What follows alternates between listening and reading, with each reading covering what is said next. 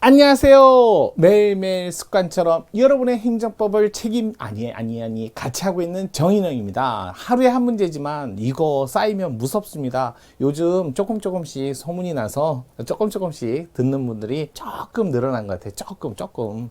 자, 주말에는 또 강론 문제 하고 있고요. 주중에는 총론 문제 하는데 솔직히 강론 문제요. 총론 모르고는 강론 못 풀어요. 총론 아셔야 돼요. 총론 하시다가 갑자기 강론도 궁금해서 한번 봤어요. 괜찮아요. 도움이 돼요. 아예 도움이 안 된다? 그건 아니에요. 그러니까 왜냐면 가끔 가다가 총론에 미친 척하고 한두 지문이 강론 지문도 나올 때도 있어요. 보시면 좋아요. 자, 볼게요. 일단은 오늘 월요일 2월 17일 행정법 소방승진 이제 거의 문제가 다 나온 것 같아요. 이제 두 문제 정도 남았는데요. 자, 그 중에 한 문제 행정소송. 요거 암기 사항이 있어요. 저희가 꿀노트 하나 오늘 던질게요. 자, 볼게요. 자, 행정소송법 규정의 내용으로 옳지 않은 것을 골라라. 이거 중요합니다. 여러분들 여기 문제 풀면서 제가 설명드릴 거 꿀노트 한번 해볼게요. 행정소송법 규정 여러분 다 해서 60조문이 안 돼요. 그거 좀 보시면 좋지 않을까요? 그러면 행정소송법 규정 자체가 소송의 절차를 순서대로 쭉 해갖고 소송법을 넣어놨어요. 그래서 행정소송법 자, 행정쟁송에서 소송에 관한 일반법이죠. 요거 개별법으로 따로 비송사건 절차법으로 한다 그러면 이거 행정소송법 적용을 안 해요. 자, 행정소송법에 규정이 없으면 이거 민사소송법 갖다 써라 이렇게 돼 있죠. 어차피 소송법의 가장 1등은 민사소송법이에요. 그렇다 해서 민사소송법 규정을 그대로 쓰는 건 아니에요. 그래서 성질상 준용이 가능할 때 준용이 가능한 민사소송법 규정은 갖다 씁니다. 민사소송법 규정을 갖다 씁니다. 이게 대표적인 게 변론관할, 그다음에 합의관할 이 규정이 행정소송법에 없어요. 그래서 여기 보면 변론관할하고 합의관할 같은 거 있잖아요. 요거 관할 지정할 때 요거는 민사소송법 갖다 씁니다. 또 행정소송법에 기판력에 관한 조문이 없어요. 그래서 민사소송법에 기판력 규정 같은 거 이런 것들 갖다 씁니다. 이런 것들만 성질상 준용이 가능한 규정은 민사소송법 준용을 갖다 씁니다. 행정소송법이 완벽하지는 않아요. 민사소송법 규정은요, 민사집행법과 함께 붙어 있을 때는 막 500조문 가까이 됐었는데 지금 민사집행법하고 민사소송법이 분리되면서 조금 조문이 한 300조문 내외로 이렇게 나눠져 있어요. 행정소송법은 다 해서 60조문이 안 돼요. 봐요. 벌써 조문이 많이 부족하다는 거 알 수 있죠. 자, 행정소송법에 물론 조문의 맨 앞에 목적부터 시작해갖고 정의도 있고 이렇게 있는데 크게 나누면 요건 파트 있고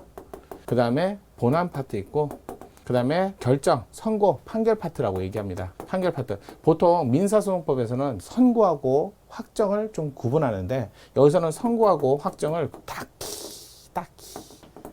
이걸 딱히 구분을 잘 안 해요. 그 다음에 여기서 또 마찬가지죠. 여기 보면 이제 주장책임, 입증책임이라는 게 있는데 그거를 민사소송법에서는 주장책임과 입증책임을 구분하는데 여기는 그걸 따로 그렇게 많이 엄격히 구분을 안 해요.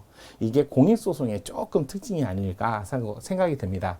요건 파트는 요건 본안 판단 전에 본안 전 요건이자 본안 요건이다 이런 얘기를 합니다. 본안 요건이다. 왜 그러냐면요. 본안 전에 요건을 구비해야 되지만 본안 중에도 판결 선고 시까지도 계속 유지하고 있어야 돼요. 그래서 유지 요건이기도 합니다. 거기다가 본안 전에 다 갖춰야 되는데 딱 하나 전심 절차, 필요적 전심 절차라든지 이런 전심 절차, 필요적 전치 절차를 거쳐야 되는 사건에 대해서는 요것만큼은 본안 전에 갖추지 않고 본안 중에 갖춰도 본안 중이라도 요건을 구비하면 자, 요거는 요건을 결했다고 판단을 안 해요. 그래서 요거 하나만 나머지는 본안 전에 다 갖춰야 돼요. 그래서 이제 본안에서는 여기는 구도 심리를 원칙으로 하고 그다음에 예외적으로 서면 심리하고 그다음에 당사자주의를 원칙으로 하고 그러니까 구도 심리니까 당사자가 출석을 해야죠. 당사자주의를 원칙으로 하고 다만 예외적으로 여기다가 직권주의를 가미하고 있어요. 그래서 이게 뭐냐면 26조에 가보면 당사자가 주장하지 않는 사실도 증거조사할 수 있다. 여기서 말하는 증거조사는 새로운 걸 조사하는 게 아니라 증거를 가져다가 탄핵 절차를 거친다고 얘기하거든요. 반대 신문 절차를 거쳐서 신빙성을 높이는 과정을 거치면 그것도 당사자가 주장하지 않는 것도 가능하다 이런 뜻이에요. 그래서 오감에 의해서 증거를 조사, 보고, 듣고 이렇게 얘기하는 걸 증거조사라고 합니다. 당사자가 주장하지 않는 사실도 주장하지 않아도 증거조사할 수 있다. 이게요, 힌트를 주자면요, 이건 행정심판 절차법 모두에 다 있어요. 쟁송 절차를 거치는 거에는 이건 다 있어요. 규정은 다 있어요. 그래서 우리나라는 쟁송 절차는 기본적으로 당사자주의를 원칙으로 하고 직권주의 가미합니다. 따라서 당사자가 변론 절차를 나와서 주장, 입증, 주장, 입증 이걸 반복적으로 해서 그런 과정을 거쳐서 결국 자신의 주장을 관철시키는 과정이 바로 본안 절차예요. 그래서 본안에서는 입증을 해야 되는데 입증 책임을 해서요. 그래서 자신이 주장을 했다. 그러면 증거를 제출해라. 이런 뜻이고요. 증거 제출 책임을 주는 거죠. 책임.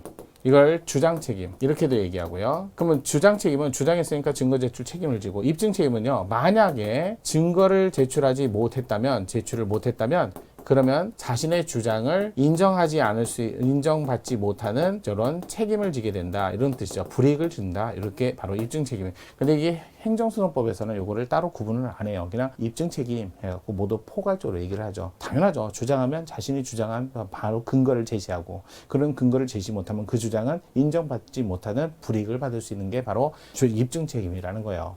자, 이런 식으로 하는데 자, 여기서 본안 절차에서 어떨 때는 신청오와 직권으로 할 때가 있고 어떨 때는 오로지 신청만으로 가능할 때가 있어요. 그럼 어느 게 원칙일까요? 신청과 직권. 왜? 그럼 우리나라에서는 당사자주의를 원칙으로 하니까 신청을 주로 하고 그다음에 직권주의를 가미했으니까 직권으로 할 때도 있다. 그래서 우리나라에서는 신청과 직권이 원칙이에요. 그러니까 이건 따로 외우지 마시고요. 그러면 신청으로만 가능한 거 이거 5개.